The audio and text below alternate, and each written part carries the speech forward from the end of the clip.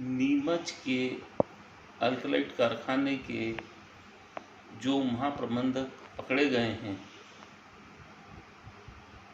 उस पर कई संदेह खड़ा हो रहा है। आज पकड़ने वाली जो एजेंसी है राजस्थान की एसीबी, उनके पास समस्त दस्तावेज हैं। वो ये कह रहे हैं कि किसान लोग रिश्वत देते हैं। आज रिश्वत लेना और देना दोनों अपराध है।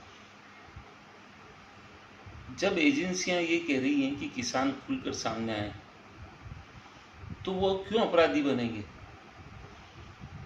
किसान जानते हैं कि वो जो रिश्वत दे रहे हैं उसके बदले अल्कलाइट कारखाने को और नारकोटिक्स विभाग को खराब अफीम ही सौंप रहे हैं। आप किसी से भी पूछेंगे कि भ्रष्टाचार क्यों होता है और भ्रष्टाचार की राशि क्यों दी जाती है, किसी न किसी लेकुना को छिपाने के लिए ही भ्रष्टाचार की राशि दी जाती है। ईमानदार आदमी जिसको मालूम है कि वो कोई गलत काम नहीं कर रहा है, उसको कोई लेकुना नहीं है, तो वो रिश्वत की तरफ जाएगा ही नहीं, वो सत्यता की ओर जाएगा। लेकिन आज भारत की जो अल्कलाइट फैक्ट्री है उसके जो महाप्रबंधक हैं या नारकोटिक्स विभाग है नीमच का, वह किसानों से रिश्वत लेता है। ये बात तो प्रमाणित हो गई और पुष्टि भी हो गई। लेकिन किसान क्यों दे रहे हैं रिश्वत का पैसा? जो आज खबरें आ रही है पट्टे के लिए, वो तो परंपरा है। पट्टे, जांच, उन सब के लिए तो पैसा देना ही पड़ता है।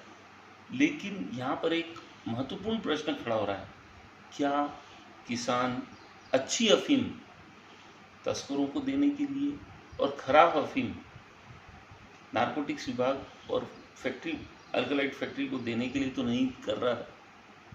इसलिए तो नहीं दे रहा है।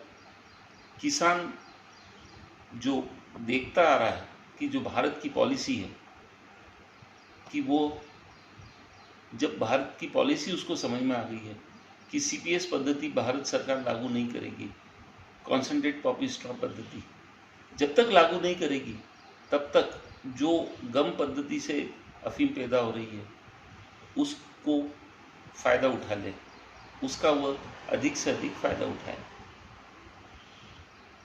भारतीय किसान जिन्होंने भी रिश्वत के पैसे दिए, वो इस बात की आशंका को सत्य ठहरा रहे हैं कि भारतीय नारकोटिक्स विभाग और अफीम फैक्ट्री भारतीय अफीम अल्कलाइट के गोदामों में खराब अफीम का संग्रहण कर रही है। दो प्रश्न उठते हैं।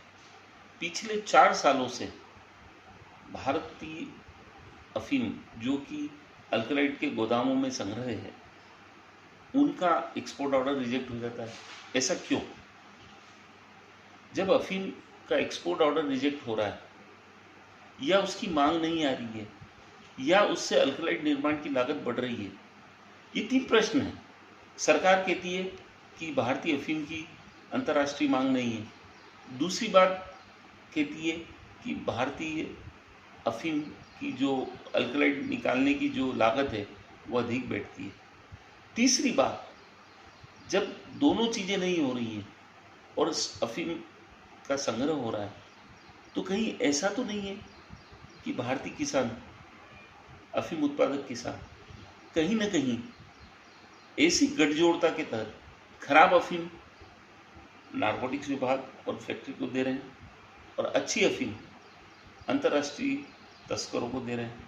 क्योंकि अंतर्राष्ट्रीय बाजार में अफीम की कीमत 4 लाख, अच्छी गुणवत्ता की अफीम 4 लाख रुपए किलो है, और यहाँ रिश्वत के मात्र 60,000 रुपये देने पड़ते हैं, तो भी वह 3 लाख से 40,000, 3.5 लाख रुपए प्रति किलो के हिसाब से कमा रहे हैं। तो आज जिस तरीके से सीबीआई जांच की मांग की जा रही है और भारतीय अफीम उत्पादक कृषकों को आगे आने की बात की जा रही है, ये बेईमानी है। कहीं ना कहीं सीबीआई जांच में खराब अफीम की जो संग्रहणता है अल्कलाइट फैक्ट्री में, उसकी जांच होनी चाहिए। उससे धरपकड़ आ जाएगी कि किन किन किसानों ने खराब अफीम दी, और जब खराब अफीम दी आज भ्रष्टाचार करने वाला अधिकारी वो तो पैसे लेके चला गया, लेकिन वो 45,000 किसानों को भी फंसा गया। आज 45,000 किसानों पर गाज गिरेगी? ऐसा नहीं है। उसमें बहुत कुछ सत्य और अच्छी अफीम देने वाले भी किसान हैं। तो यहाँ तो ये बात हो रही है कि एक मगर एक गंदी मछली तालाब को खराब कर देती है।